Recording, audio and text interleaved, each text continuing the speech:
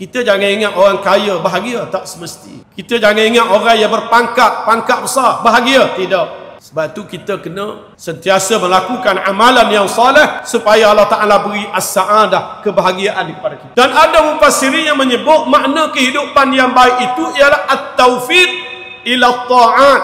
Allah Ta'ala bagi taufik, hidayah untuk taat kepada Allah. Sebab Allah Ta'ala buat kita di dunia ni untuk kita mengabdikan diri kepadanya. Wa ma khalaqtul jinna wal insa illa liya'budun. Tidak aku jadikan jin dan manusia kecuali supaya mereka mengabdikan diri kepadaku. Jadi bila Allah Ta'ala beri taufik hidayah kita taat kepada Allah, itulah makna kehidupan yang baik. Sebagai individu, kita jadi individu Muslim yang baik. Kita bentuk keluarga Muslim. Kita bentuk masyarakat Muslim yang beramal dengan Islam, yang tunduk kepada Allah. Bukan saja dalam masjid, luar masjid. Bukan saja di rumah, di pejabat. Rakyat taat kepada Allah, pemerintah juga taat kepada Allah. Itu maksud kehidupan yang baik.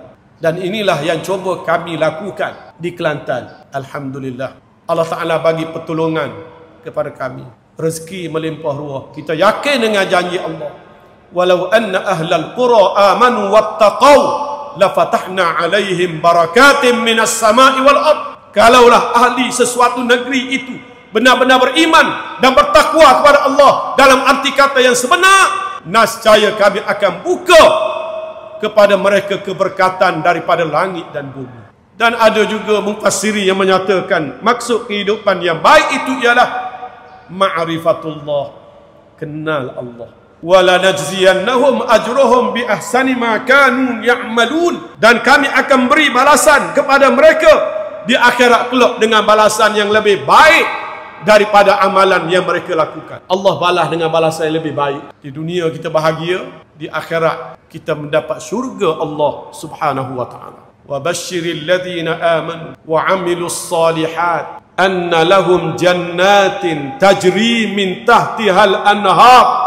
Dan berilah khabar gembira kepada orang-orang yang beriman dan beramal soleh bahawa bagi mereka syurga-syurga yang mengalir di bawahnya beberapa sungai. Cuba bayangkan istana dalam syurga, airnya mengalir di bawah istana. Tajri min tahtihal anhar, airnya jernih, indahnya syurga.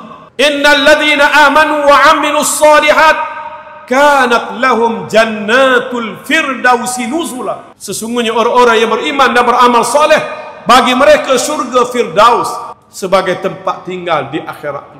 Allah berfirman dalam hadis kursi, a'adattu li'ibadiyas salihin ma la 'ainun ra'at wala udhunun sami'at wala khatara 'ala qalbi bashar. Aku sediakan untuk hamba-hambaku yang soleh di dalam syurga nikmat yang mata manusia tidak pernah melihat. Selagi kita boleh bayangkan keindahan, itu bukan syurga lagi. Syurga ni ma la 'ainun ra'at, mata kita tak pernah tengok indahnya.